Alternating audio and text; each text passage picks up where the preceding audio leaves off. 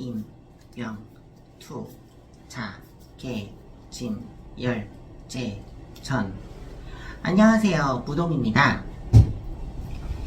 오늘은 삼구 법문, 밀교의 삼구 법문, 그리고 사법계, 이법계, 이사무예, 사사무예 이런 부분에 대해서 잠깐 언급을 좀 할게요. 먼저 사사무예라든가 이사무예라든가 이런 부분을 네이버에서 검색해서 보셨으면 좋겠고요. 근데 이런 내용을 보신다고 해도 크게 와닿는 부분이 없을 거예요. 어렵게 설명되어 있거든요. 그래서 오늘은 조금 쉽게 이해를 하도록 하겠습니다. 사법계, 이법계, 이사무예, 사사무예는 원래 화엄경에 나오는 얘기예요. 그런데 그냥 직접적으로 그냥 설명할게요. 사법계는 도덕률과 어떤 법과 질서 이렇게 이해를 하시면 돼요. 우리 인간이 법과 질서를 이제 지키면서 사회를 이루어가죠. 그런데 이법계라는 게 있어요. 이법계는 종교적이나 어떤 초월적 세계를 이해를 합니다. 그러니까 현실계에서 사는 사람이 이제 종교의 눈을 뜨는 거죠. 아, 뭔가 신이 있고 초월적인 게 있고 인간이 할 수 없는 뭔가가 있다. 그러니까 도덕의 세계에서 종교적인 이치의 세계로 넘어간다고 보면 돼요. 그러니까 굳이 말하면 뭐 유교적인 거겠죠. 뭐 거기 유교는 이제 사후의 세계에서 적극적으로 인정을 안 하는 부분이 있긴 한데, 그러니까 도덕과 어떤 질서, 법적인 법으로 이제 살다가 이제 종교성이 뭔가 이렇게 눈을 뜨게 되면서 뭔가 우리가 사는 거 이면에 뭔가가 있고, 그리고 죽은 이후에 뭔가 있는 것이다. 영적인 세계가 있다. 이렇게 보는 것이 이법계라고 하고요. 이사무예는 이제 이치와 사는 중생의 세계죠. 이와 사가 그 걸림이 없다, 이런 표현이거든요. 근데 이게 뭐냐면은 종교적인 거하고 초월적인 세계가 분명히 있는데 이게 뭐 다르지 않다. 이게 우리의 그 중생이 살고 사는 거하고 다르지 않다라고 하는 그런 걸림이 없다, 이런 표현인데요. 이사무예에서는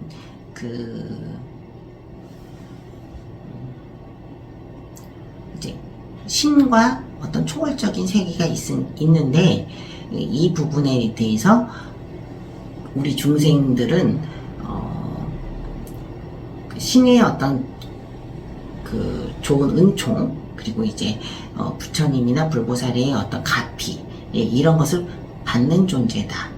그러니까 구분은 돼 있으나 소통은 좀 되는 그런 거라고 보시면 돼요. 그러니까 구분은 되어 있으나 이제 그 적극적으로 헌신하는 성직자, 헌신하는 보살들이 계시기 때문에 중생과 같이 갈 수 있다는 부분이 조금 보여지는 그런 단계가 이사무예라고 되어 있습니다. 그리고 사사무예는 이가 빠졌어요. 이거 이치의 세계가 다 그냥 없어졌어요. 이치의 세계가 없고 오로지 그냥 중생과의 그 관계, 피조물들의 관계만 봅니다. 그러니까 이거는 어떻게 보면 이제 오로지 번뇌, 오로지 피창조물인 생명, 오로지 생명, 오로지 인간, 오로지 인간 자체에 대한 혼신, 이것만 보는 거거든요. 근데 이게 이사무예보다 좀 더 높은 단계예요. 그러니까 초월적인 것보다는 지금 바로 너 인간, 그리고 오로지 내가 갖고 있는 번뇌, 이렇게만 보는 거거든요. 왜냐? 인간 자체가 신과 떨어진 존재가 아니고 신이 이미 내재되어 있는 신성의 존재. 그러니까 굳이 이 단계에서는 신성 자체를 언급을 안 합니다. 그리고 부처도 언급을 안 해요. 왜냐? 네가 부처라기보다는 그냥 네가 중생인데 그냥 너 하나다, 이렇게 얘기하는 거거든요. 오로지 그냥 생명이다. 오로지 생명과 어떤 열반의 세계. 생명은 어떻게 힘들잖아요. 고가 원래 따르는 거잖아요. 그런데 이제 생명보다 더 윗단계가 광명이 있어. 너무 빛이 나고 뭐 뭐 안기고 싶어요. 이런 빛은. 근데 이 빛을 언급을 안 해요. 그냥 생명, 살아있음, 이것만 강조하거든요. 이게 사사무예입니다. 그러니까 사사무예 경지를 보여줬던 분이 이제 그 사명대사라고 보시면 되겠어요. 그러니까 그 사명대사가 승려잖아요. 근데 승려인 분이 막 살생을 하고 막 그러신 거잖아요. 어떻게 보면 왜군을 무찔러야 되니까 승병을 조직해서 어떻게 보면은 내 카르마는 어떻게 하고 또 성직자로서 어떻게 보면 불사계를 범하는 파괴인데, 그리고 이제 부처님 말씀에도 위배되는 그런 행위인데 내가 이렇게 나서도 될까요? 뭐 이런 고민은 했을 수도 있는데 이분은 그냥 안 한 거예요. 그 경지 내에서는요, 그냥 안 한 거예요. 그런 고민은 그냥 더 나간 거예요. 이게 사사무예예요. 이사무예는 내가 신을 모시는 난데 이걸 어떻게 하면은 조화롭게 해야지, 이런 고민을 하게 돼 있거든. 이사무예는요. 그리고 부처님 말씀을 따라야지, 이렇게 결론을 또 내려요. 근데 사사무예는 그냥 중생 속으로 그냥 들어가네요. 나도 중생이고 그냥 던집니다. 카르마든 뭐든 간에 이게 사사무예거든요. 그러니까 밀교적인 신법은 사사무예예요. 기본적으로. 그러니까 화엄경의 가장 꽃입니다, 이게. 근데 밀교가 그 화엄경 이후에 나온 대일경이 그대로 화엄경의 사상을 받아서 대일경으로 꼽힌 거기 때문에 사사무예 경지다, 이렇게 보시면 되는데, 이 사사무예는 체와 용 중에서 용을 강조하는 거다, 이렇게 보시면 돼요. 체는 뭐냐? 본체, 이치죠. 이치, 이사무예 이치, 이법계 이치죠. 그러니까 이치는 사실 용, 드러난 나툼이라고 합니다. 이 불교 용어로 나툼. 그러니까 나툼이라는 건 그 중생구제가 이제 중생이 뭐 진흙탕이 있다고 치면 이게 손을 이렇게 부처님이 손을 이렇게 아래로 내려서 이제 진흙에 있는 중생을 올리는 어떤 그런 모습들을 이제 나툼이라고 보시면 되는데, 오로지 나툼이 있고 오로지 구제 활동만이 있는 거예요. 이 그 사사무예에서는요. 이게 밀교의 경전이나 주석서에서 잘 표현된 게 삼구법문, 대일경의 삼구법문이라고 되어 있습니다. 이게 뭐라고 나와 있냐면은 보리심을 뿌리 그 종자로 하고 대비를 근으로 해서 뿌리라고 해서 방편이 구경이다, 방편이 결과적으로 나오는 열매다, 이렇게 표현을 한 부분이 있거든요. 대일경 자체가 다 방편 위주로 되어 있습니다. 금강정교도 마찬가지고, 어떻게 하면 탄트라, 소작작법, 행탄트라, 유가탄트라, 이런 부분들이 다 녹아져 있는 게 이제 밀교인데, 이 밀교 자체를 방편이다.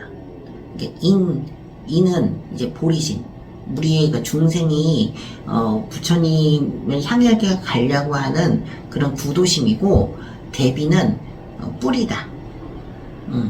자비심을 뿌리로 본체로 삼아서 거기서 피어나는 어떤 방편이 결과적으로는 이제 구경이다, 이렇게 설명을 하거든요. 근데 그러니까 방편이 그 자체에 보리심과 그리고 대비심이 같이 녹아져 있는 궁극의 것이다, 이렇게 설명을 하는 거죠. 그러니까 방편불교예요.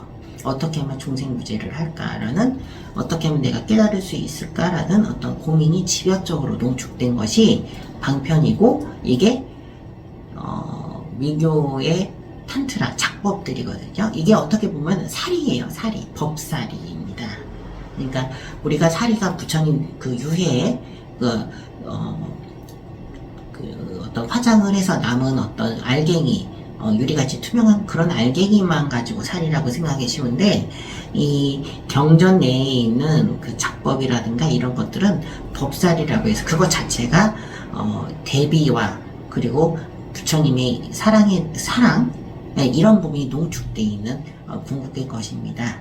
그래서 사사무예의 불교라고 이제 보시면 돼요. 이 불교 밀교 자체가. 그래서 밀교가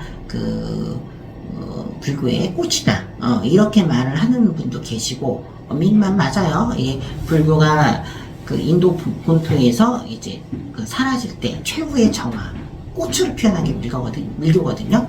유식학파, 중간학파가 꽃으로 표현한 게 이제 행법입니다. 그 행법을 이제 사사무예로 이해하셔도 되고, 또 이제 고도의 수행료로 이제 이해를 하셔도 됩니다. 그래서 사사무예라고 이런 부분은 이제 밀교의 기본 신법이라고 보시면 돼요.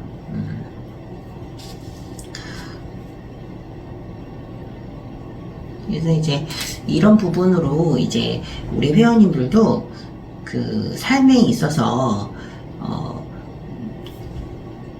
도덕, 그리고 이제 계율, 그리고 계율을 넘어선 이제 우리 인간에 대한 사랑, 기본적인 사랑이죠. 이런 것들을 다 갖춰줬으면 좋겠어요. 자, 이제 사사무예를 통해서 밀교의 신법에 대해서 알아봤습니다. 감사합니다.